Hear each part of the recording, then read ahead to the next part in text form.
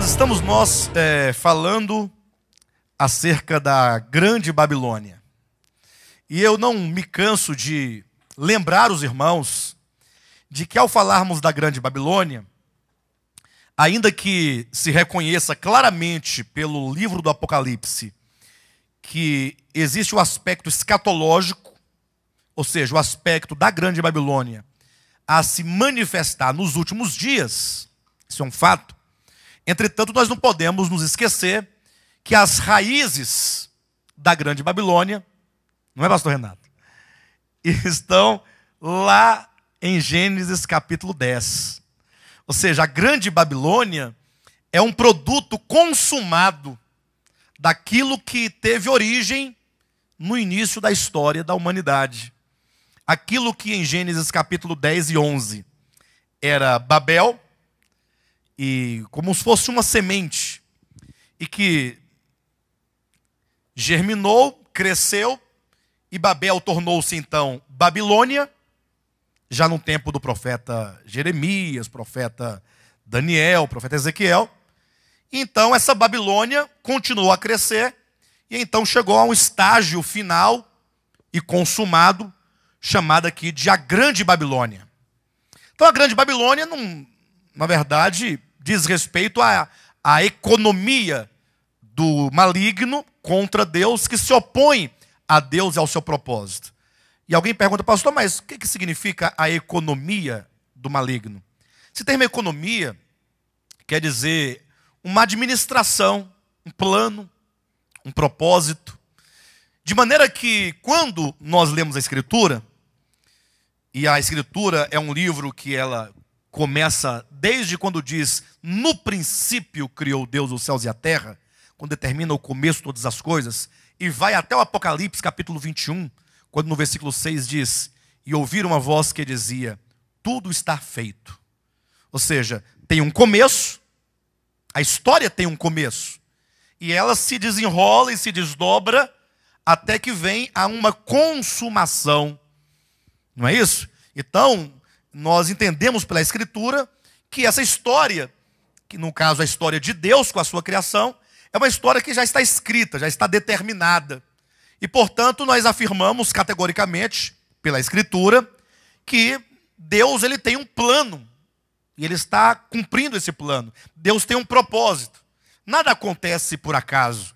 Tudo que Deus está realizando, ele está realizando como um cumprimento daquilo que um dia ele determinou que faria. Basta que vocês leiam, por exemplo, Isaías capítulo 46, versículos 9 e 10, quando Isaías, ou Deus na voz de Isaías, claramente diz, né, que ele é Deus, aquele que desde o princípio, desde a antiguidade, ele já anuncia as coisas que hão de acontecer. Isso porque ele declara, farei toda a minha vontade, eu vou cumprir todo o meu propósito, vou cumprir todo o meu desígnio. Então, se é verdade que Deus tem um propósito, e ele caminha em direção ao cumprimento deste propósito, o maligno, o inimigo de Deus, também tem um plano, também tem um propósito. Então, o diabo ele trabalha contra Deus e contra o seu plano. Então, o diabo também tem uma economia, ele também tem um plano, ele também tem um propósito. E assim como, atenção, no livro do Apocalipse, o plano de Deus se consuma no que a Escritura chama de a Nova Jerusalém, assim também o plano do maligno há de se consumar no que a Escritura chama a Grande Babilônia. Aí os irmãos logo percebem, capítulos 18, ou melhor, capítulos 17 e 18, a Grande Babilônia. Capítulos 21 e 22, a Nova Jerusalém. Os 4 últimos capítulos da Bíblia, por assim dizer, lembrando que o capítulo 20, que é o milênio, está entre esses 4 últimos capítulos, né? Eles falam dessa consumação. Imagine você, qual o livro que nós estamos estudando? Não é o livro do Apocalipse? Apocalipse quer dizer, literalmente, revelação, no sentido da palavra, ou seja, Deus nos revela as coisas referentes ao tempo do fim, mas no que diz respeito a toda a Escritura, significa consumação. Gênesis quer dizer princípio. Tudo tem um princípio. E esse princípio vai se desenvolvendo, vai se desenrolando, vai progredindo, vai amadurecendo, até chegar na consumação. Por isso que o Apocalipse nos traz como duas grandes estruturas espirituais: a consumação do plano de Deus e a consumação do plano do maligno. Sendo que o plano de Deus é demonstrado, uma vez consumado, simbolicamente numa cidade, Jerusalém. Mas não é Jerusalém, a antiga Jerusalém, é a nova Jerusalém, que nós estudaremos aqui dentro em breve, nos últimos capítulos do Apocalipse. Ao passo que o plano do maligno se consuma simbolicamente também numa cidade. Se o plano de Deus é Jerusalém, ou a nova Jerusalém, o do maligno é Babilônia, ou a grande Babilônia. Os irmãos vão se lembrar que não é sem razão que Babilônia e Jerusalém estão lá no Antigo Testamento, uma em oposição à outra. Babilônia sempre como sendo a grande inimiga de Jerusalém, a grande inimiga do povo de Deus, a grande inimiga da cidade de Jerusalém, do templo de Jerusalém, da adoração, do serviço, dos oráculos de Deus, dos profetas. Então, isso demonstra, portanto, falando da grande Babilônia, que é o maligno levando a cabo o seu propósito. Ao chegarmos aqui, então, nos capítulos 17 e 18, capítulos esses que nos falam sobre a grande Babilônia, nós vemos então como que esse trabalho do maligno ao longo da história, ele se concretiza em algumas estruturas, como, por exemplo, o aspecto religioso da grande Babilônia, como uma igreja apóstata. Então, quando você lê sobre a grande Babilônia, você não pode deixar de perceber que essa mulher chamada Grande Babilônia, que é aqui também dita que é uma meretriz, ou que seja uma prostituta, que está assentada sobre muitas águas, ou seja, que tem um domínio sobre todos os povos, nações, tribos e línguas, porque as muitas águas que vistes, diz o texto sagrado, 17 e 15 de Apocalipse, são povos, multidões, nações e línguas. E essa mulher também está assentada sobre 7 montes, o que aponta a geografia da sede do governo religioso e espiritual dessa mulher, o que aponta para a igreja apóstata, Igreja Católica Apostólica Romana. E eu sei que é muito forte dizer isso, afirmar isso, né? Igreja Católica Apostólica Romana. Vai com um católico, uma pessoa de fé católica, ouve isso, aí fica ofendido. Será que eu sou a prostituta? Estão me chamando de quê? E aí é importante lembrar que quando a Bíblia faz menção a essa estrutura espiritual, a essa estrutura religiosa, não está a se referir dos católicos, em nenhuma hipótese. Os católicos são cristãos, como os evangélicos são cristãos. Os católicos com seus problemas de entendimento e de interpretação das Escrituras, e os evangélicos muito mais, muito mais do que os católicos, né? Mas um e outro, ambos com seus grandes problemas de entendimento das Escrituras e, por isso, com seus grandes erros demonstrados na história.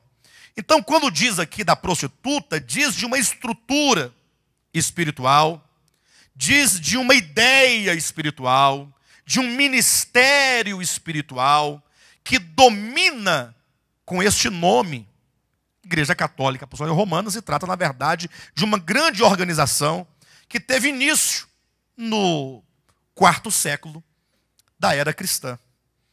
Ao contrário do que dizem, né?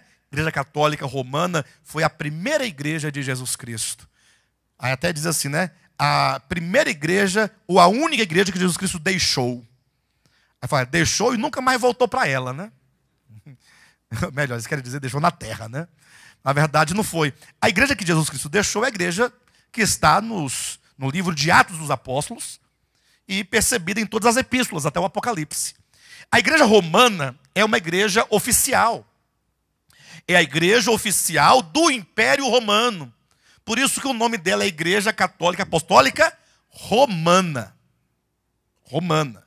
Ou seja, no próprio nome vem o sobrenome com quem o sobrenome de quem ela, como é que diz? O próprio nome católica, apostólica romana, traz em si o sobrenome daquele com quem ela se casou. A igreja, quando ela decaiu, apostatou-se, casou-se com o Império Romano. E como se dá em todos os casamentos, pelo menos antigamente era assim, a mulher recebia o nome ou o sobrenome do noivo, agora esposo. Hoje em dia tem a opção, fala, não vamos mudar os nomes, vamos continuar os mesmos nomes, né? Quando alguém se casa, tem essa possibilidade. Antigamente não, a mulher recebia o nome do marido, o sobrenome do marido. Então a igreja, ao decair, degradar-se, se casou com Roma. Isso é história. Então, isso é verificável. Isso é científico. Científico no sentido de que qualquer pessoa pode pegar um bom livro de história ou uma enciclopédia, seja ela qual for. Hoje em dia, com a internet, então, todo mundo tem acesso a todos esses documentos em que Constantino, né, por volta de 325 da era cristã, ele diz converter-se ao cristianismo, mas na verdade foi apenas um golpe que ele deu para ver se ele conseguia salvar o seu império da ruína. Ou seja, ele já tinha o poder temporal em suas mãos, entrou para a igreja para poder ganhar o poder espiritual e para ter o povo do seu lado. E aí surge, por imposição de Constantino, a Igreja Católica Apostólica Romana como sendo a religião oficial do Império Romano. E daí começam todos os concílios da igreja, e ela então, essa igreja nova, essa igreja oficial, essa igreja romana, agora estabelecendo todos os seus dogmas. De maneira que foi trazendo para dentro do seio dessa igreja que decaiu, agora todo o paganismo egípcio, o paganismo assírio, o paganismo grego, ou mesmo persa, o paganismo babilônico, o paganismo romano. Então, a igreja oficial do Império Romano, na verdade, ela tomou emprestado o nome de Cristo, o nome. Só que agora trouxe para dentro do seio do povo, da igreja, toda a idolatria, todo o paganismo, como a Escritura diz, né? As abominações da terra, que são os ídolos. E deu agora a esses ídolos nomes cristãos. Paulo, Pedro, João, Tiago, Maria, José e assim sucessivamente. De maneira que, além disso, também tem várias outras coisas que foi trazido também de Babilônia, trazido lá de trás, que é, por exemplo, anunciar e pregar uma salvação, se não sem Cristo, pelo menos não somente com Cristo. Ou seja, não trazendo como carro-chefe a pregação de que a salvação ela é obtida mediante obras humanas. O que a Bíblia condena desde as primeiras páginas. Lembram quando Adão e Eva pecaram? E o relato lá de Gênesis capítulo 3 diz que tão logo eles caíram, eles perceberam que estavam o quê? Nus. E aí a nudez, o livro de Gênesis é um livro que trabalha com muitas metáforas, com muitos símbolos que são decifrados ao longo da Escritura. A nudez aparece ali no livro de Gênesis como um símbolo da condição pecaminosa, da condição caída do homem. Então entenda que quando diz viram que estavam nus, Deus está utilizando-se dessa metáfora para dizer qual era a condição que agora eles se encontravam. Tanto é que lá na frente, nos livros do Novo Testamento, seja dos evangelhos ou das epístolas, quando vai se falar que Deus oferece ao homem uma justiça que o qualifica para ser salvo, essa justiça é simbolizada por uma veste. Deus dá uma veste para o homem que um dia caiu. Só que tão logo o homem caiu e viu que estava nu, o que ele fez? Imediatamente, qual foi a primeira atitude dele? Foi tomar folhas de figueira e fazer vestes para si. Então, o que significa isso? É o homem provendo para si uma veste de salvação. É o homem querendo fazer para si mesmo resolver o problema da queda. Tanto é que o livro de Gênesis, ele nos traz algo impressionante. Querem ver? Só para os irmãos terem uma noção bem prática e notória. Veja aí Gênesis capítulo 3. Aí nós vamos ler então o versículo 7 e então o versículo 21. E veja a ênfase que esses dois versículos dão em relação a dois tipos de vestes que aparecem aqui em Gênesis capítulo 3. Olha, 3:7 diz assim, olha: abriram-se então os olhos de ambos aqui é Adão e Eva, né? Abriram-se então os olhos de ambos e, percebendo que estavam nus, coseram folhas de figueira e fizeram cintas para si. Então o texto diz: Adão e Eva fizeram vestes para si. Fizeram cintas, né? Vestes para si. Então veja que no versículo 7 aparecem umas vestes de folhas de figueira. Feita por quem? Feitas pelo próprio homem. Fizeram vestes de folhas para si. Agora veja o versículo 21. Fez o Senhor Deus vestimentas de peles para Adão e sua mulher e os vestiu. Um texto diz: fez o homem vestes para si. O outro diz: Deus fez vestes para o homem e o cobriu. Então uma é o homem que faz, a outra é Deus quem faz. Então logo no início a Escritura já apresenta dois tipos de vestes, supostamente com o objetivo de resolver o problema da nudez, que é o problema da queda. Só que a veste que o homem faz é de folha. E por ser de folha, não tem nenhum valor de fato e de verdade, haja vista que ensina a Escritura, em Hebreus capítulo 9, versículo 27, que sem derramamento de sangue não há remissão de pecados. Então, quando Adão e Eva providenciaram para si vestes de folhas, não houve ali derramamento de sangue. Mas isso já tipifica, já anuncia o quê? Que o homem, desde o começo, tentaria prover para si um meio de justificação, um meio de salvação com as suas próprias mãos. Mas Deus não aceita esse tipo de veste. Por isso que Deus fez vestes de peles para Adão e Eva. E aí, fazer veste de pele implica imolar o animal. Não se pode arrancar o couro do animal para fazer uma veste sem que primeiro seja o quê? Imolado. Então nós temos aqui um animal, a morte do animal e a pele do animal. O que aponta para o Novo Testamento, que diz, quando Cristo foi entrando ali no Rio Jordão, o que João Batista disse acerca dele? Eis o Cordeiro de Deus.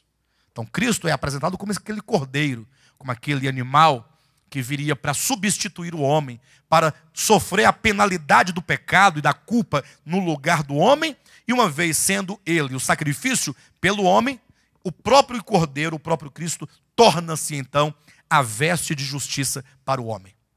Então, a igreja romana, ela corporificou não somente todas as abominações da terra ao longo da história, trazendo para si todo o paganismo, como também foi aquela que divulgou, propagou e até os dias de hoje continua a propagar e a anunciar que a salvação não é possível sem as obras humanas.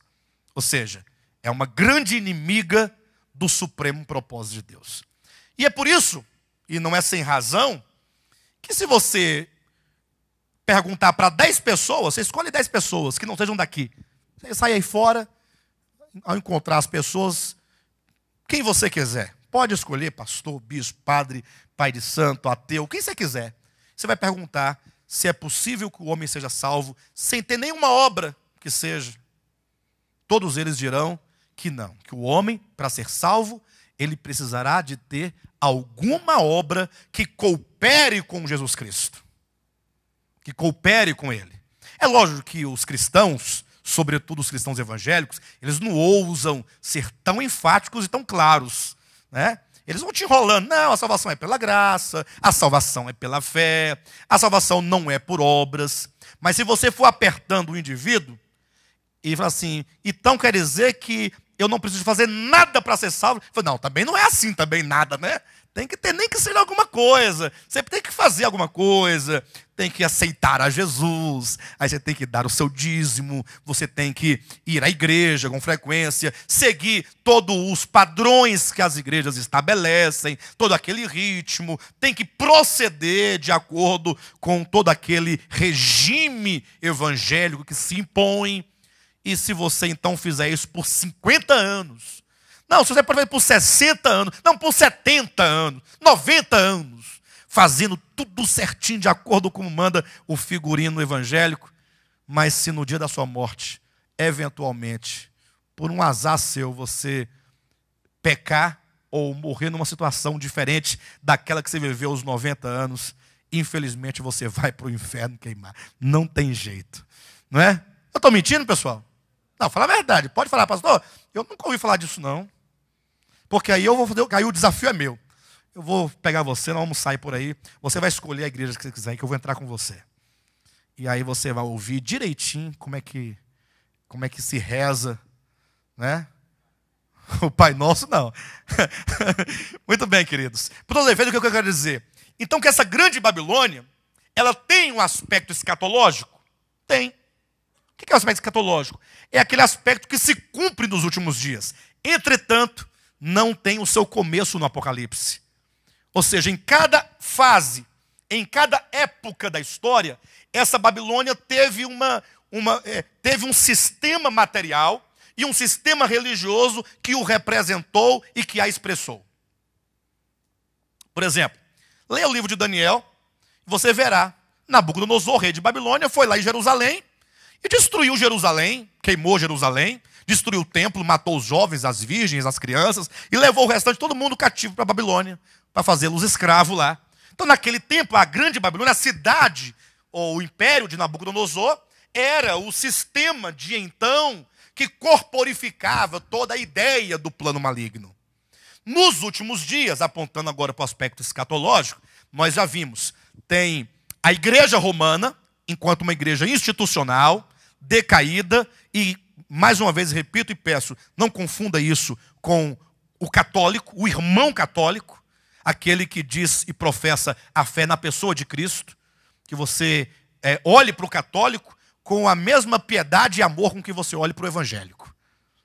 Não é? Que você aprenda a distinguir o que é o sistema do maligno e o que é a pessoa, que por qualquer razão ou circunstância estará ali, naquele lugar, mas que na hora certa ouvirá a voz de Deus dizendo: sai daí, meu povo, sai daí, povo meu. E aí os de Deus vão sair.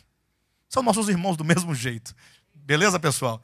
Bem, como também tem a sua corporificação no aspecto político. Babilônia não tem apenas um aspecto religioso, que se concretiza, se materializa numa religião, numa igreja decaída, apóstata, mas também tem um aspecto político, o aspecto do grande César sobre o Império Romano, né? Que será o anticristo, cuja sede de governo será a cidade de Roma. Né? Então veja bem, são dois aspectos que inclusive podem ser vistos lá no início, lá na semente. Quando Nirode disse, façamos uma cidade, o aspecto político, e uma torre, o aspecto religioso, cujo topo alcança os céus. Até como dizem os estudiosos da arqueologia, que a Torre de Babel, na verdade, não era apenas não era uma mera torre, como se fosse uma mera escada, mas era um templo de deuses em forma de uma torre. São esses dois aspectos. A cidade, o aspecto político, a torre, o aspecto religioso. Por isso é que aqui no Apocalipse, agora você vai abrir no capítulo 17, nós vamos ver aqui esses dois aspectos, como já temos demonstrado, mas vamos novamente dar uma olhadinha como essa história vai se consumar. Como que Deus vai destruir esse sistema babilônico, seja o seu aspecto religioso, seja o seu aspecto político, seja na estrutura institucional da igreja romana, ou no aspecto governamental e político do anticristo. Essas duas estruturas serão destruídas e vencidas cabalmente por Deus. E até para os irmãos perceberem no próprio livro do Apocalipse que tem mesmo de fato esses dois aspectos, porque a pessoa que me ouve falar deste modo, pode eventualmente ficar pensando assim, esse pastor está articulando muito, negócio de dois aspectos, é para poder embromar, enrolar, é para poder dar a dobra. Porque você sabe que a pessoa, quando não quer entender, acaba gerando muitas suspeitas, né? Bem, até com certa razão, porque se for dar ouvido para tudo que é pastor que fala, você está enrolado, você vai parar no inferno de verdade. Aí eu não posso garantir mais nada. Agora, olhe na Escritura e você perceberá que há de fato esses dois aspectos. Isso por quê? Capítulo 17, versículo 14 a 18, ou que seja 17, vai nos mostrar a destruição de Babilônia, no seu aspecto religioso. E depois, no capítulo 18, nós vamos ver a destruição de Babilônia. Mas, de novo, o seu aspecto político. E para provar que são dois aspectos de fato, vamos observar que quem destrói o aspecto religioso da igreja apóstata é Deus, lógico, mas por meio do anticristo. É o anticristo quem vai destruir a igreja romana, que vai saquear todos os seus bens, as suas riquezas, e vai torná-la nua e devastada e exposta à vergonha, e vai matar os seus principais cabeças, inclusive. É o próprio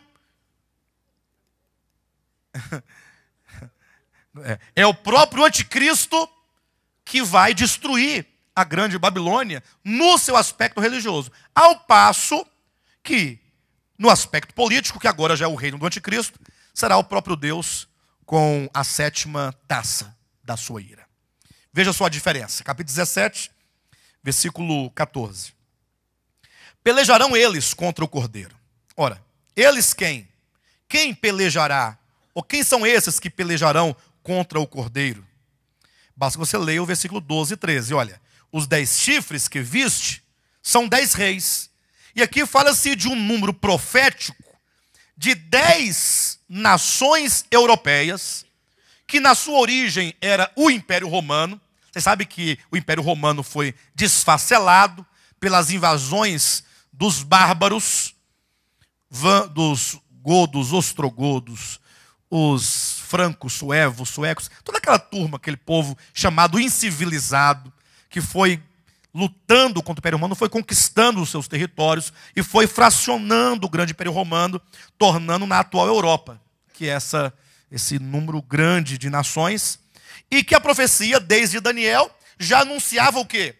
Que eles haveriam de se reestruturar para se reestabelecer como o antigo Império Romano. E aí essa reestruturação, essa restauração do antigo Império Romano, se dá profeticamente pela união de 10 chifres, como é dito aqui, ou de 10 dedos, como está em Daniel capítulo 2. De todo modo, aqui se interpreta os 10 chifres como sendo 10 reis, que vão se reunir e se unir para formar novamente uma nação grande, restaurando assim o Império Romano. Eu lembro os irmãos novamente que quando diz 10 nações, hoje nós não pensamos que seja 10 o número exato. Mas são 10 mesmo, mas não pode ser 11, nem 8, nem 9. Pois é, nós entendemos que esse número 10, ele pode ser um número simbólico, como que um número que representa da plenitude das nações a maior parte. Como se encontra em Mateus capítulo 24 e 25. Por exemplo, quando Jesus fala sobre a plenitude do seu povo, ele divide em 2 grupos, um grupo de 2 e um grupo de 10. O grupo de 2 para representar a minoria do seu povo, e o grupo de 10 para representar a maioria. Então, o número 10 e o número 2 acabam ganhando esse significado, porque se o número 12 na Escritura é o número da plenitude, então 10 é a maior parte da plenitude e 2 a menor parte do todo. Então, quando diz 10 chifres, pode aqui vir a representar a maior parte das nações europeias, que farão o quê? Os 10 chifres que viste são 10 reis, os quais ainda não receberam reino, mas recebem autoridade como reis com a besta durante 1 hora. Tem essas nações, esses reis, um só pensamento. Eles vão passar a pensar o mesmo na ocasião. E oferecem à besta o poder e a autoridade que possuem. Então os reis vão entregar a um homem o poder e entregar a um homem a autoridade que possuem. Ou seja, esse homem será constituído rei sobre todas essas nações, sobre todos esses reis. E esse rei sobre as nações é o anticristo. Aí diz no versículo 14, pelejarão eles contra o cordeiro. Então o anticristo, líder do Império Romano restaurado, ele, juntamente com as nações e com os reis, eles pelejarão contra o cordeiro. E o cordeiro os vencerá, pois é o Senhor dos senhores e o Rei dos reis. Vencerão também os chamados, eleitos e fiéis que se acham com ele. Ou seja, os fiéis vencerão com Jesus Cristo. Falou-me ainda, as águas que viste onde a meretriz está sentada são povos, multidões, nações e línguas. Olha o 16. Os 10 chifres que viste e a besta, e o anticristo. Então aqui é o Império Romano restaurado, o aspecto político da Grande Babilônia, porque é dito, os 10 chifres e a besta, esses odiarão a meretriz e a farão devastada e despojada, e lhe comerão as carnes e a consumirão no fogo. Então veja que Deus vai usar o anticristo e o Império Romano, essas forças políticas, e bélicas, para destruir a meretriz.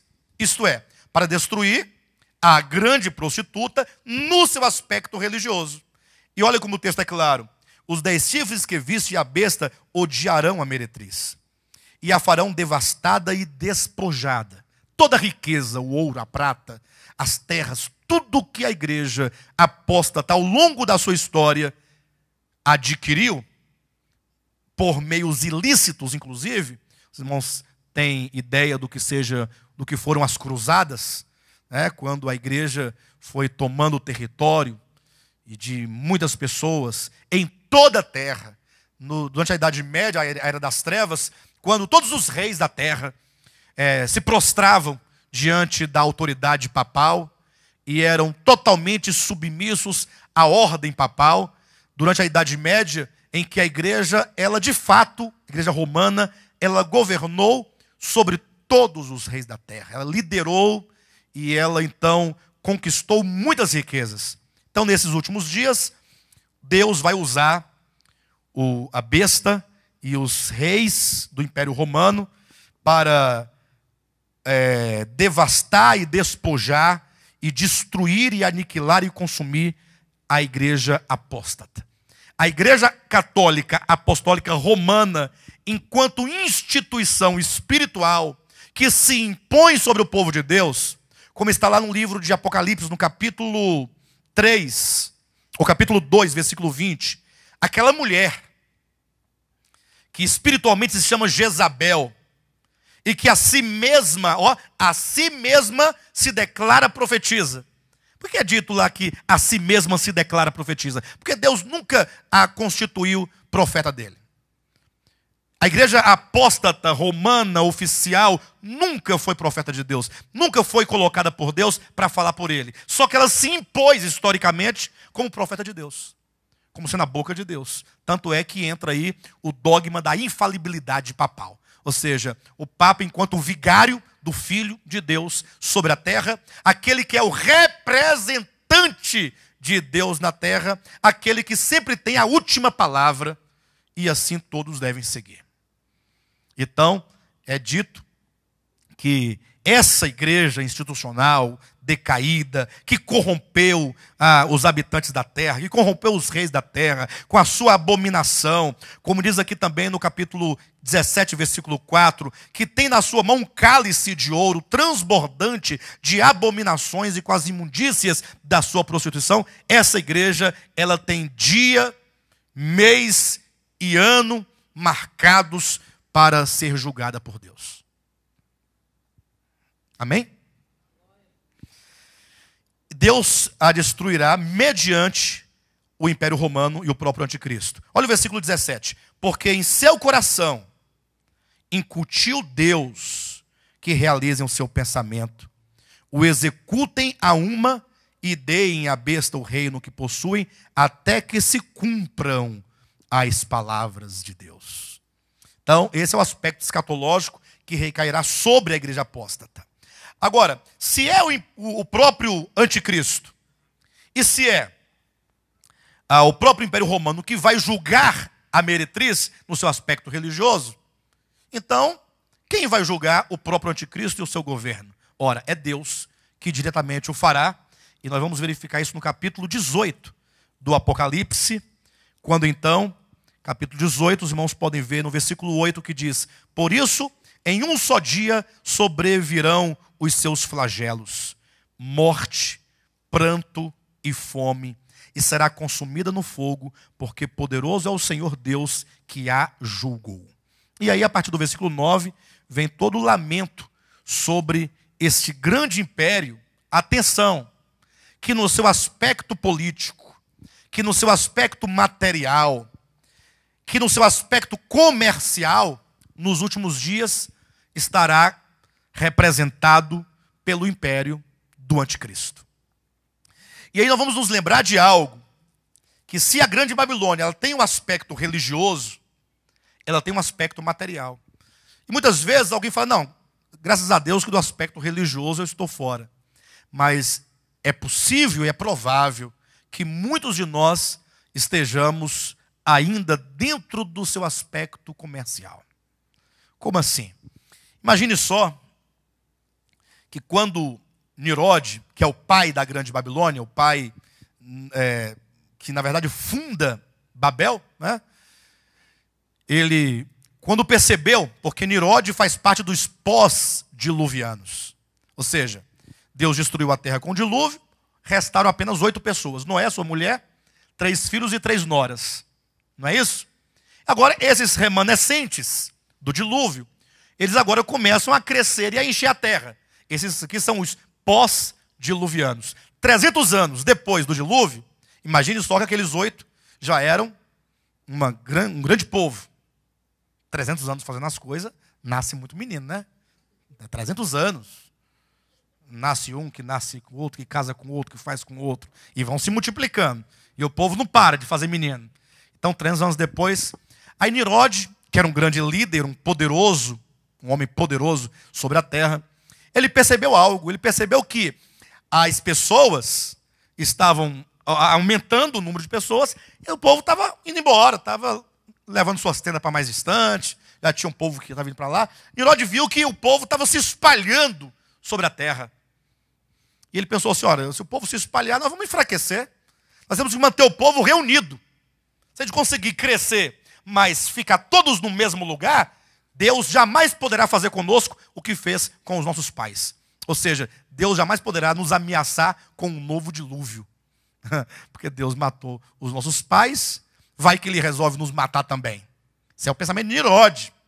Então ele fez uma grande reunião com o povo, convocou uma grande assembleia e disse, olha, vamos fazer para nós uma cidade para que nós não sejamos espalhados sobre a terra. E assim, não sendo nós espalhados, tornemos célebre o nosso nome. Então, olha quais são as ideias que estão por detrás de todo esse pensamento. Onde é que estava o nome dos antepassados de Nimrod? Tinha sido apagado pelas águas do dilúvio. Deus apagou da memória, extinguiu da terra. Nimrod diz, não, o nosso nome não pode ser apagado. Nós temos que perpetuar o nosso nome. E, para tanto, nós não podemos nos espalhar. Então, Nimrod queria reunir forças para, num eventual juízo de Deus, todos eles juntos terem força suficiente para encarar o Altíssimo. Dizer, você vai matar? Então manda, porque nós também temos força e podemos construir uma torre, e se a água descer, nós subimos na torre, e então nós vamos nos salvar do teu juízo. Essa era a ideia. Então, a ideia da cidade, e até hoje nós podemos entender isso, quando você, por exemplo, sai do campo, for morar no campo, migra para as grandes cidades. Então, a pessoa migra, né, do campo para as grandes cidades. No campo ele tinha uma independência, ele plantava, ele criava uma galinha, criava um porco, plantava um tomate, uma coisa. Quando ele vai para as grandes cidades, ele agora se torna o quê? Se torna refém do coletivo. Ele agora fica ali totalmente aprisionado dentro de um regime, coloquemos no aspecto capitalista, da indústria, do comércio, do dinheiro, da sobrevivência, que é uma coisa como uma engrenagem. Não é? Você não pode, na grande cidade, viver do modo como você quer. Você é obrigado a se engrenar na grande engrenagem para que nesse funcionamento você possa sobreviver. Não é assim? Então você imagina então agora que quando Herodes fala, façamos uma cidade, ele agora quer colocar a pessoa totalmente cativa dentro dessas engrenagens. E uma delas é esse sistema de sobrevivência capitalista que hoje, sobretudo, nós vivemos. Em que você acaba sendo escravo do trabalho. O trabalho é lícito e o trabalho é bom. Mas, de repente, o maligno ele acaba construindo um mecanismo tão forte que você se torna um cativo, se torna um prisioneiro, se torna uma engrenagem para fazer mover a grande máquina, né? E você fica escravo desse sistema capitalista, desse sistema consumista, sobretudo, como hoje nós vivemos num tempo em que dificilmente as pessoas conseguem se livrar desse sistema que é babilônico, e que é maligno e que é caído. Se você quiser tirar a prova, basta que você leia Mateus capítulo 5, quando Jesus Cristo falando sobre o viver, ele diz, olha, não andeis ansiosos pelo comer e pelo beber e pelo vestir, porque basta você olhar para os lírios do campo. Palavras de Jesus, palavras belas, né? Olhem para os lírios do campo. Eles não são apenas um vegetal, mas Deus os veste como nem Salomão em toda a sua glória se vestiu. Olhai para os pássaros no campo, não plantam, não semeiam, não tem terra, não tem fazendeiro, não tem... mas o Pai Celestial alimenta os pássaros todos os dias. Ele diz, portanto, falando para os seus discípulos, portanto, não andeis ansiosos, antes busquem em primeiro lugar o reino de Deus e a sua justiça. Coloque em primeiro plano na sua vida. Coloque em primeiro lugar. Faça uma escala de valores e coloque em primeiro plano o reino de Deus. Pronto. E as outras coisas, pastor, como é que... As outras coisas serão acrescentadas. Aí Jesus fala, porque são os gentios é que andam preocupados com o comer e com o beber e com o vestir. Os gentios que fazem do seu braço a sua carne, o seu braço, a sua força, que acha que é o seu trabalho que vai alimentá-lo. Confia em si mesmo, confia na sua capacidade, confia nos seus talentos, confia no seu dinheiro, na poupança, no cartão de crédito, no talão de cheque, na conta bancária, no crédito que tem na praça, que coloca sua confiança nessa estrutura que Jesus chama de estrutura iníqua. Ele diz em Lucas, né, no capítulo 16, ele fala as riquezas de origem iníqua. Basta você se lembrar também de quem? Se lembrar de Caim. Capítulo 4 de Gênesis. Caim e Abel. Quando Caim e Abel cresceram, diz a Escritura que Caim tornou-se o quê? Lavrador da terra. E Abel? Abel falou, não, eu vou me tornar pastor de ovelhas. Talvez Caim tivesse dito, mas Abel, para de bobagem. Você vai cuidar de ovelhas para quê? Porque no tempo deles não havia o comércio de ovelhas.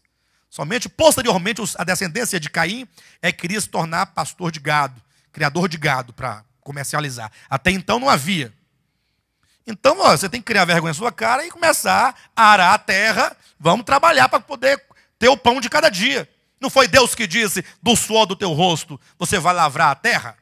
Então, e Abel talvez tivesse respondido, não, Caim, isso aí você vai fazer, porque eu vou cuidar dos animais de Deus, porque nos foi dito que não tem meio de nos aproximar dele, senão levando a ele uma oferta de um animal imolado como sacrifício pelo nosso pecado. Abel colocou em primeiro lugar a reconciliação com Deus, o serviço a Deus, a adoração a Deus. Ao passo que Caim, ele tornou-se lavrador da terra.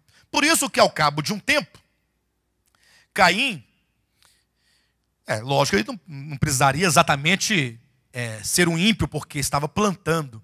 Mas o que ele tinha que fazer? Ao cabo de um tempo, deveria falar assim: Abel, chegou o tempo que nós temos que adorar o Criador. Então, faz o seguinte, eu vou te dar aqui umas verduras, umas frutas, para você, que você não plantou, e você me dá umas ovelhas suas que eu tenho que levar ao sacrifício, porque Deus quer o sacrifício do animal. Ele não quer aquilo que nós produzimos com a nossa própria mão. Mas não. O que ele fez? Levou do fruto da terra, do seu labor, do seu trabalho para Deus. E por isso Caim foi rejeitado.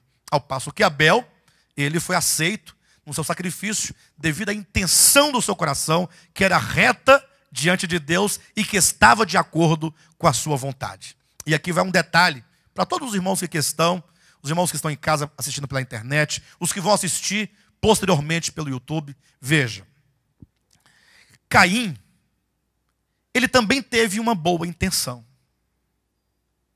Porque se ele não tivesse uma boa intenção, ele não estaria nem aí para o serviço a Deus. Não, eu não vou adorar nada de Deus, não. Levar a oferta para Deus, coisa nenhuma. Mas não, ele falou, não, eu vou levar a Deus uma oferta. Então Caim, de alguma maneira, ele tinha uma boa intenção. Ou não tinha? Se ele foi a Deus, levando algo para Deus, pelo menos ele tinha em vistas o serviço e a adoração a Deus. Abel também teve. Só que Abel, diferentemente de Caim, não somente teve uma boa intenção no coração. Não somente teve uma disposição correta. Abel se preocupou com a vontade de Deus. Caim teve uma disposição, só que ele não se preocupou com a vontade de Deus. Hoje em dia tem milhares e milhares de cristãos, católicos, evangélicos, protestantes, de todo jeito. E muitos com muita boa intenção, com muita sinceridade no coração, com muita força, de vontade de fazer as coisas para Deus, se dando. Mas será que estamos nós levando em conta a vontade de Deus? Talvez você diga, pastor, eu estou há tantos anos servindo a Deus. Talvez você diga assim, eu me converti há 20 anos, ou me converti há 15 anos, há 5 anos que seja. E desde então, você tem se dedicado, você tem dado o seu melhor, você tem feito o seu melhor, você tem procurado fazer as coisas corretamente para agradar a Deus, de acordo com o que você tem entendido. Mas será que todo esse seu esforço, ele está de acordo com a vontade de Deus? Ah, pastor, acredito que sim, né? Aí há uma prova prática que prova que é possível que não esteja certo. Quando você olha para o mundo cristão, todos estão fazendo a mesma coisa do mesmo jeito? Há uma diversidade de serviços.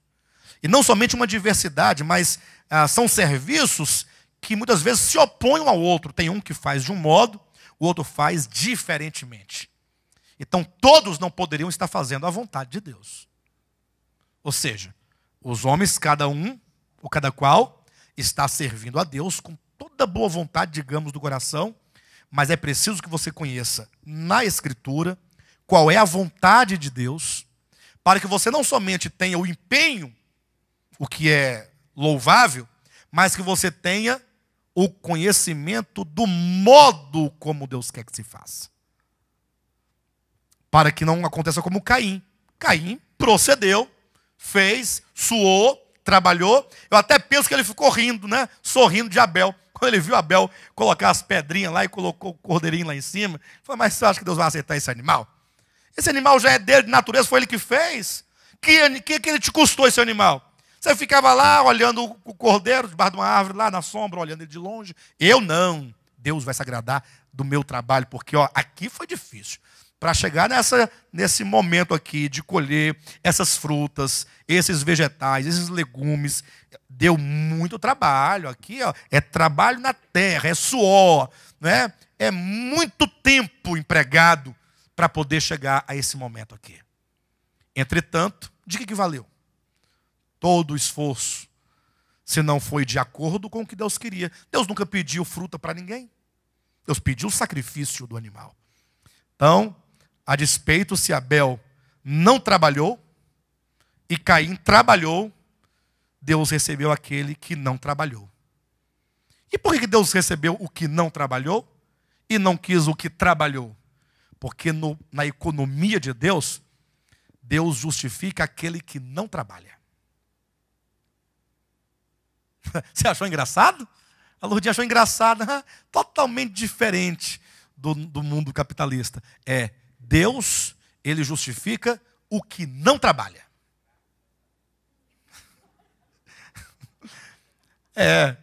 Pastor, mas eu pensava que era o que trabalha.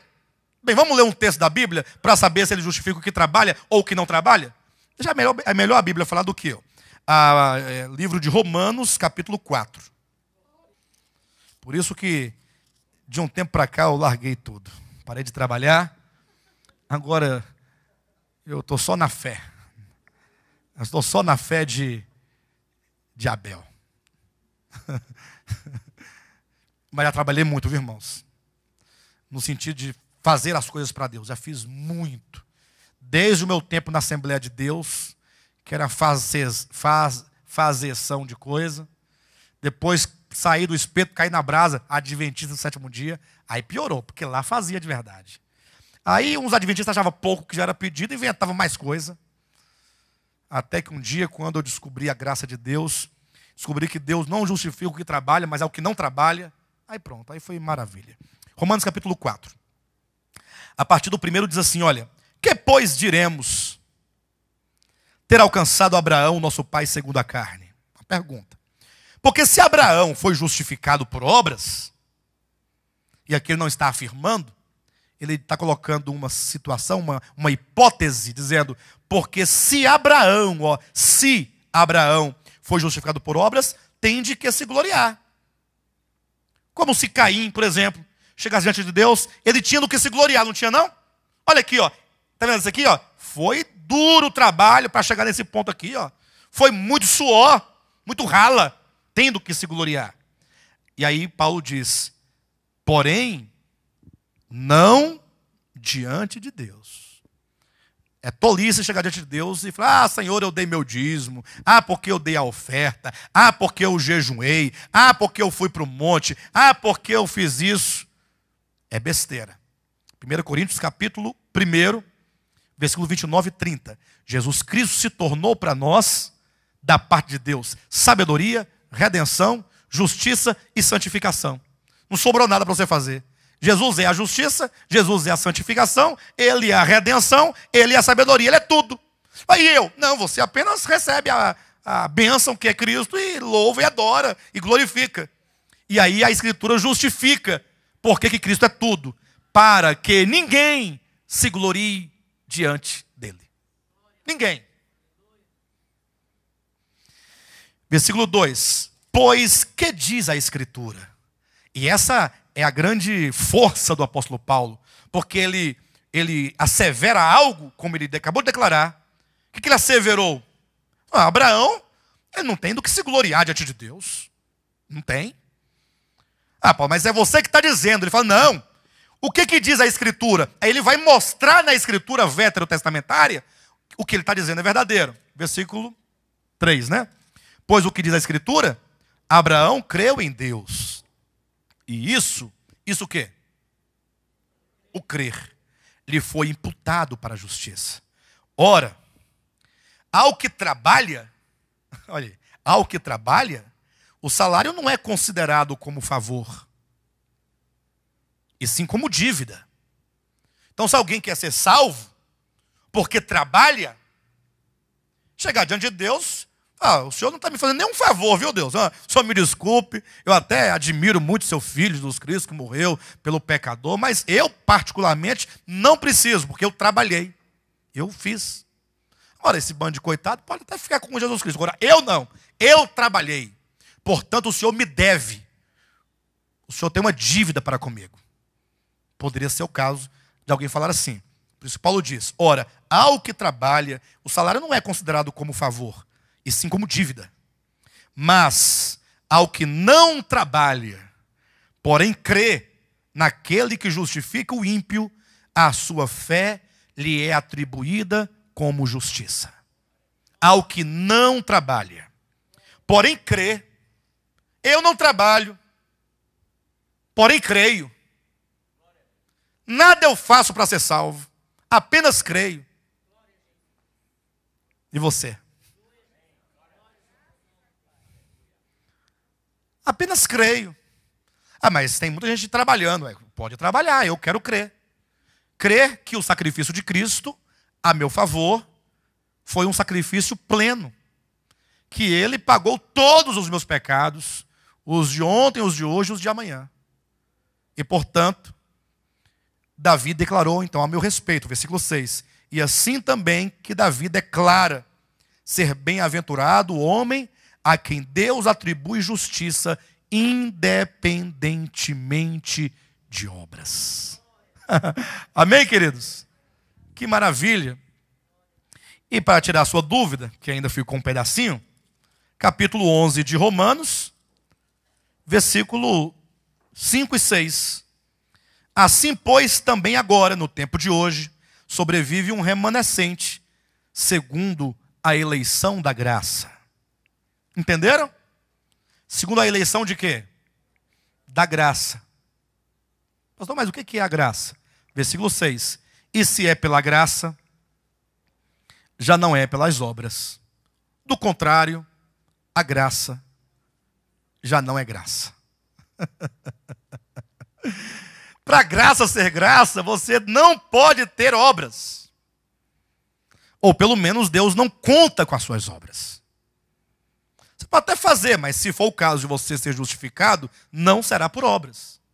Em nenhum lugar da Escritura você vai encontrar que a justificação do homem é por obras. Agora, cuidado. Essa mensagem não significa que não existam as obras que Deus preparou, que nós preparou de antemão para nós andarmos nelas. Não quer dizer, então não há nenhuma obra. Observe, no que diz respeito à salvação e à justificação, porque é a justificação que te habilita para ser salvo, nesse assunto, nesse quesito, neste particular, suas obras não servem para nada. Nada, nada, nada, nada. Agora, é lógico, os salvos, uma vez salvos, eles serão encaminhados por Deus, pelo seu Espírito, para boas obras. Lógico. Só que essas boas obras, se de fato forem boas, porque boas obras no conceito de Deus, não quer dizer boas obras no conceito que os homens têm de boas obras. O homem pensa que boas obras é fazer qualquer coisa de bem para o outro, né? Só que o homem não sabe fazer o que é bem para o outro. Porque tudo que o homem faz de bem para o outro, não é bem para o outro, é bem para si mesmo. Porque a pessoa faz visando ganhar o dobro. Eu vou dar aqui um saco de arroz para ganhar 2 sacos amanhã. Eu vou dar aqui uma esmola de 10 reais para Deus me abençoar com 100. Então isso é uma maneira de você barganhar. Porque nos enganaram dizendo que se você fizer isso, é dando que se recebe. Pastor, mas não é dando que se recebe? Esse princípio é verdadeiro. Se você dá, você recebe. Agora, se você barganha, se você é como que deposita com vistas a ganhar o dobro, aí você não está dando. Você está emprestando para Deus. E aí, não há sentido nisso. De todo modo, quando então o salvo, que é salvo pela graça, sem obras, ele é encaminhado pelo Espírito Santo para as boas obras, e para Deus, boas obras quer dizer obras que o próprio Deus faz em você. E aí as nossas obras, elas serão no sentido de você permitir que Deus opere em você e por teu intermédio. São obras do Espírito Santo.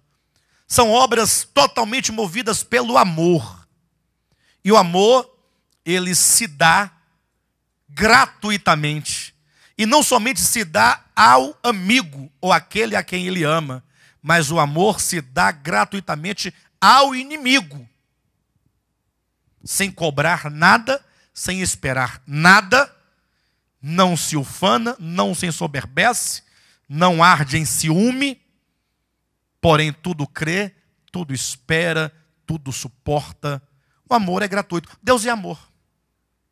Aí você tira daí. olha para a Terra. Todo mundo, por favor, olhem para a Terra.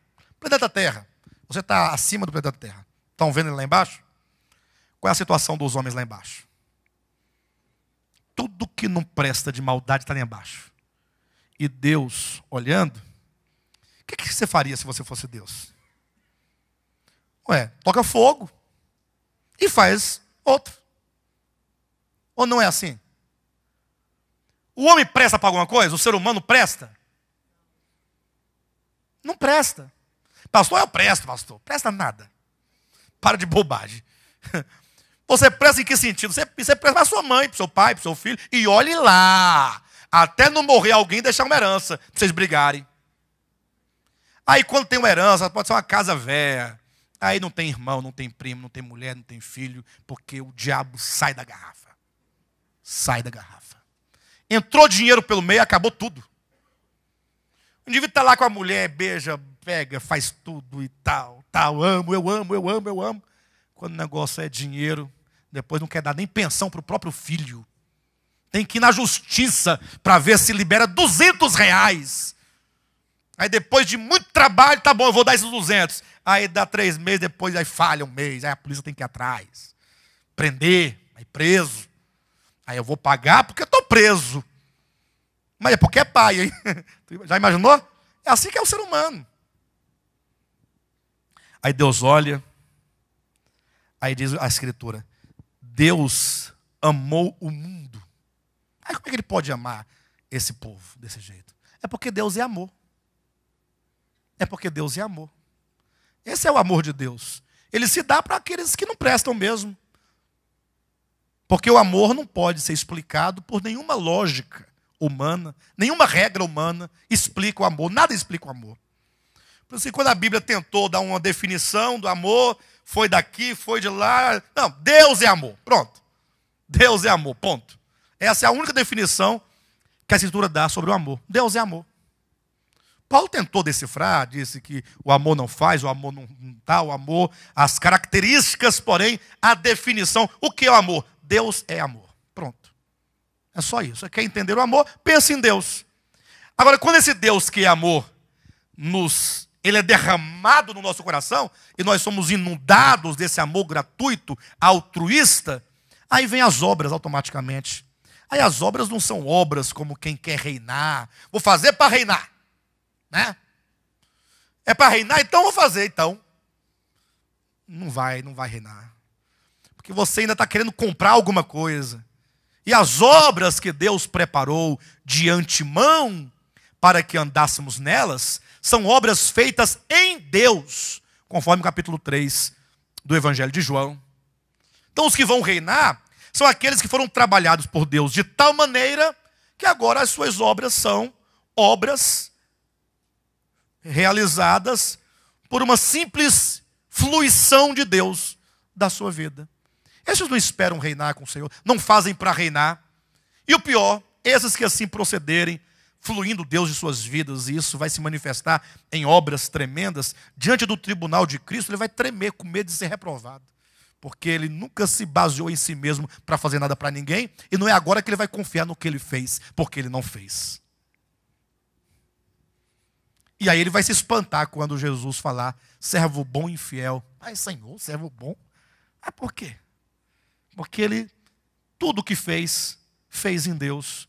E por isso nada ele traz para si como sendo algo que lhe é próprio.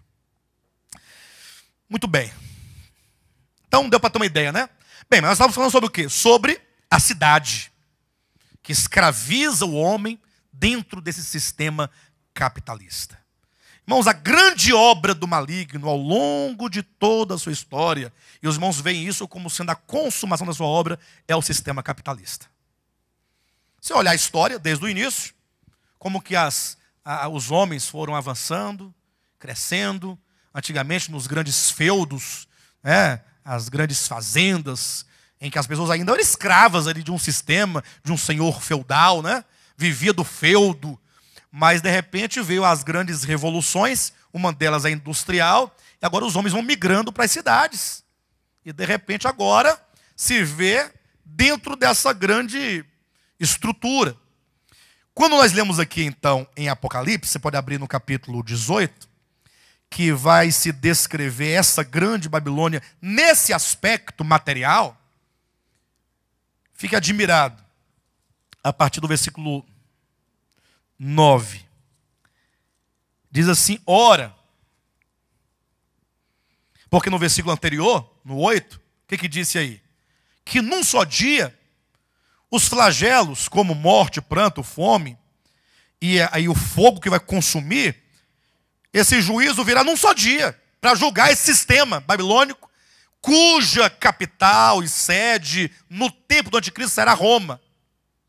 Hoje, os Estados Unidos é uma grande potência, né? Mas quando o anticristo se reerguer e se levantar, a grande capital do sistema será Roma. Na pessoa desse grande homem anticristo. Quando Deus então julgar esse sistema, olha o que é dito. Ora, chorarão e se lamentarão sobre ela os reis da terra, que com ela se prostituíram e viveram em luxúria, quando virem a fumaça do seu incêndio. Observe como a Escritura coloca a relação dos reis da terra, e podemos nós colocar aqui a relação dos homens com o sistema, é uma relação de prostituição. O que é uma relação de prostituição? Quem sabe definir? Como é que é essa relação? O que é uma relação de prostituição? É quando há uma relação em que você entrega algo com vistas naquilo que você vai receber. Não é assim? Uma prostituta, por exemplo, ela fala, olha, o que você está precisando? Estou precisando de uma mulher. Ela fala, não, então eu estou aqui, mas eu cobro tanto. Ela se entrega, mas essa relação exige uma recompensa. Não é assim que é o sistema capitalista? É ou não é? Um exemplo prático, eu não quero que ninguém se acuse aqui, mas pelo menos se veja como vítima do sistema.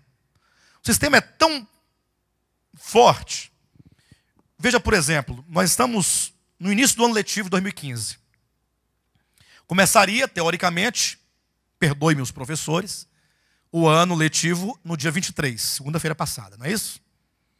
Mas e aí então? Não vai, porque o governo não pagou. E com razão, né? Tem uma razão nisso, não tem? Lógico, tem uma razão. O governo não pagou, tem dinheiro para receber do ano passado, o que ele prometeu de aumento disso, daquilo, não deu.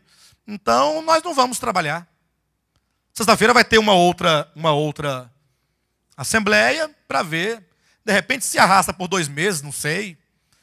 Mas e as crianças? Não, mas as crianças não é um problema nosso. É um problema do governo, né?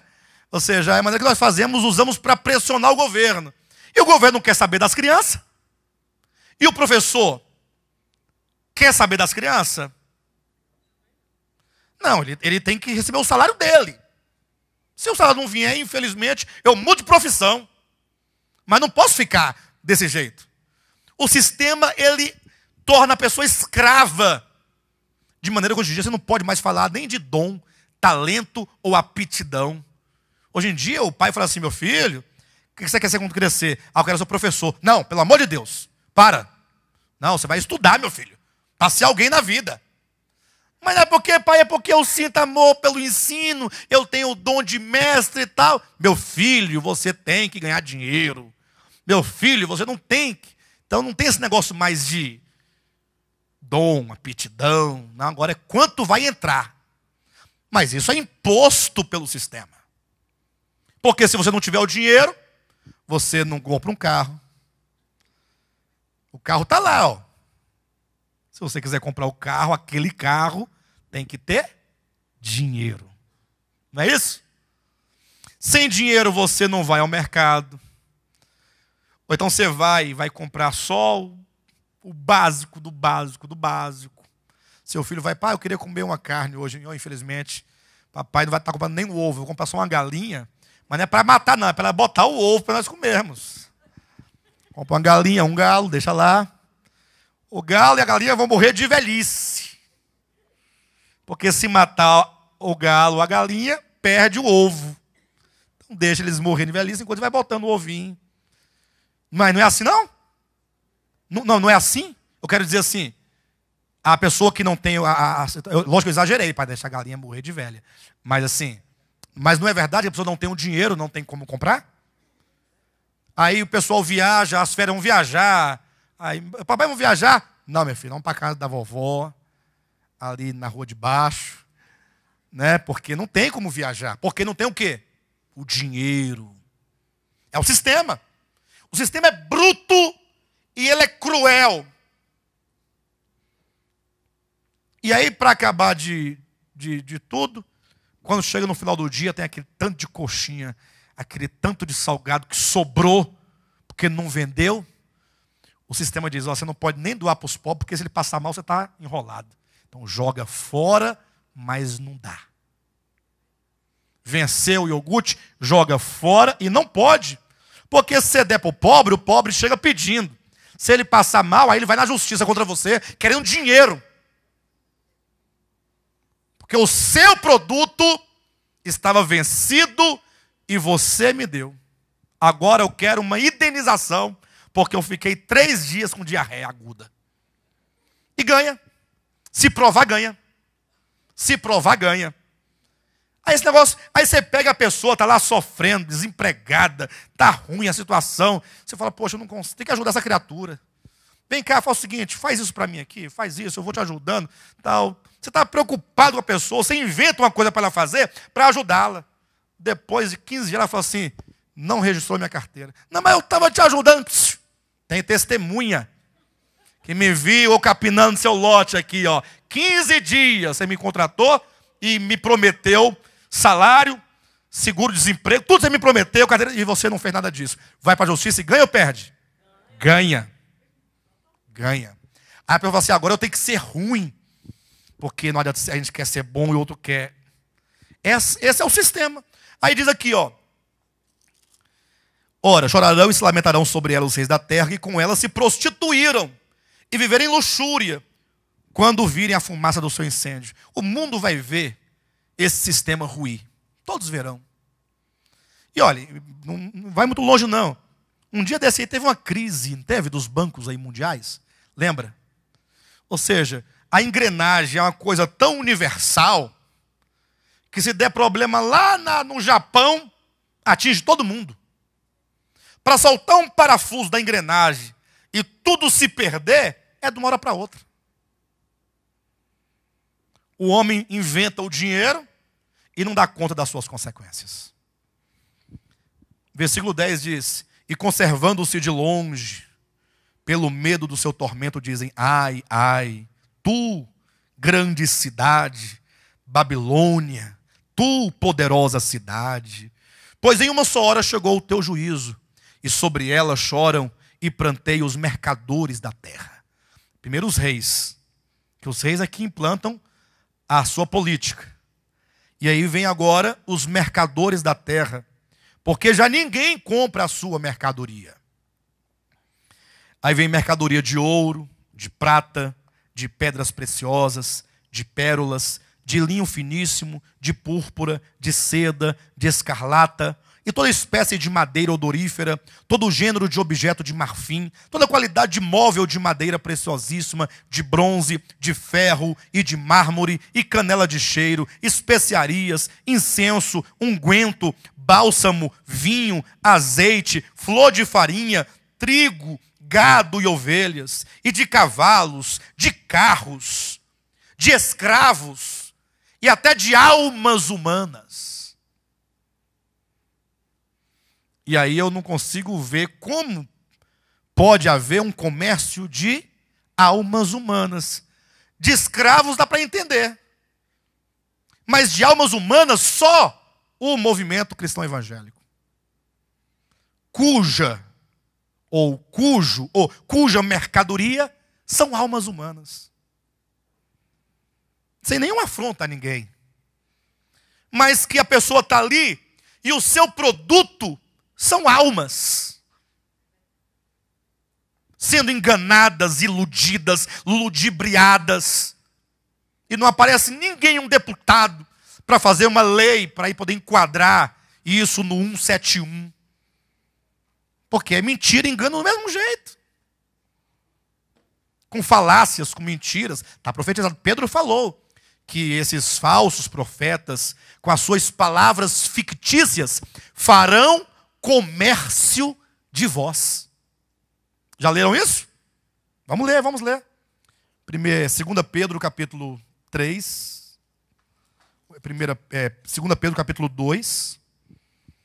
Versículos 1, 2 e 3.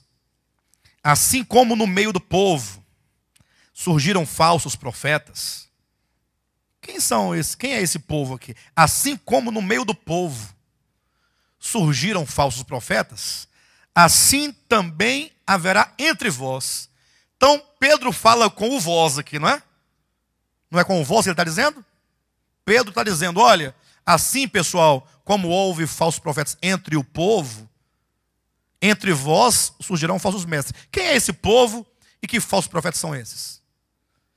Ele está dizendo, vocês já leram o Antigo Testamento? Já lemos, pois é. Lembra que surgiu falsos profetas no meio do povo de Israel? Isso é verdade, no tempo de Acabe, no tempo daqueles reis lá, tanta coisa, tanto falso profeta de Baal, que falava, pois é, do mesmo modo, da história do povo de Israel, ele disse, assim também haverá entre vós falsos mestres, os quais introduzirão dissimuladamente heresias destruidoras, até o ponto de renegarem o soberano Senhor que os resgatou, trazendo sobre si mesmos repentina destruição. Falsos mestres que vão renegar ou vão rejeitar a grande verdade da soberania de Deus. Porque eles transformarão Deus em servo. Versículo 2. E muitos, seguindo as suas práticas libertinas, e muitos seguirão as suas práticas libertinas, e por causa deles será infamado o caminho da verdade. Eu pergunto, o caminho da verdade tem sido infamado? Quando os ímpios ouvem falar de pastores, o que eles falam? Eles riem, zombam, ou eles falam, meu Deus, esses homens são pessoas de Deus. Como é que é? Qual é a relação que o mundo tem quando fala pastor? A verdade de Deus tem sido infamada por causa dos falsos profetas e falsos mestres.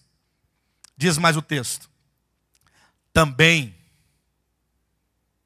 Esse também quer dizer que os falsos mestres, eles negam a soberania de Deus. Segundo, eles estabelecem um caminho de libertinagem. Terceiro, também movidos por avareza. O que os move? A avareza. Movidos por avareza, farão comércio de vós. O comércio não está só nas grandes indústrias, ou nos grandes supermercados, nas grandes patentes, não. Coca-Cola, o McDonald's, e as igrejas evangélicas, estão aonde aí?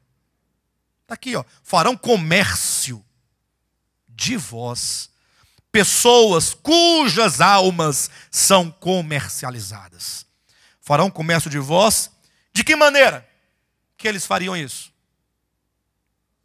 Qual é o instrumento que eles vão usar para comercializar a alma das pessoas? Usando de palavras fictícias. Para eles, o juízo lavrado a longo tempo não tarda e a sua destruição não dorme. Está aqui, versículo 13, lá no finalzinho, e até almas humanas. O fruto sazonado que a tua alma tanto apeteceu se apartou de ti. E para ti extinguiu tudo o que é delicado e esplêndido, e nunca jamais serão achados.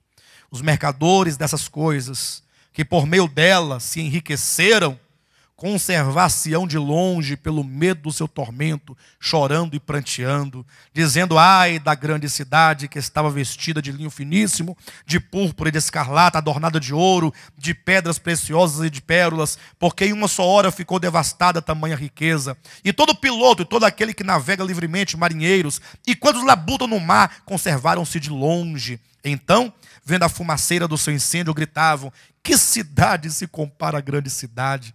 Lançaram pó sobre a cabeça e chorando e pranteando gritavam: ai, ai da grande cidade, na qual se enriqueceram todos os que possuíam navios no mar, à custa de sua opulência, porque em uma só hora foi devastada. Exultai sobre ela, ó céus, e vós, santos apóstolos e profetas, porque Deus contra ela julgou a vossa causa. O que significa que os santos, quem são eles? Quem são os santos? Apóstolos e profetas. Eles, em toda a sua existência, enquanto os santos de Deus, os verdadeiros, e tiveram ou sofreram a maldade da grande Babilônia. Como um resultado, até mesmo do clamor dos mártires do sexto selo que pediram: até quando não julgas e não vingas o nosso sangue? O Senhor então, neste momento, diz: exultai sobre ela, aos céus, e vós santos, apóstolos e profetas, porque Deus contra ela julgou a vossa causa. Bem, por todos os efeitos, quero encerrar, por causa do horário, já são 10:10, quero encerrar essa noite apenas trazendo aqui o apelo do capítulo 18, versículo 2. Então exclamou com potente voz, dizendo: caiu, caiu a grande Babilônia, e se tornou morada de demônios, covil de toda espécie de espírito imundo, e esconderijo de todo gênero de ave imunda e detestável, pois todas as nações têm bebido do vinho do furor da sua prostituição. Com ela se prostituíram os reis da terra, também os mercadores da terra se enriqueceram à custa da sua luxúria. Ouvi outra voz do céu dizendo: retirai-vos dela, povo meu, para não serdes cúmplices em seus pecados e para não participardes dos seus flagelos. Fica aí o apelo. Se você entendeu alguma coisa sobre a grande Babilônia, então reflita e considere esse apelo de Deus para que você possa se livrar de qualquer flagelo, qualquer consequência, por você estar ou viver em qualquer acordo que seja com esse grande sistema demoníaco e maligno que é a grande Babilônia. Amém?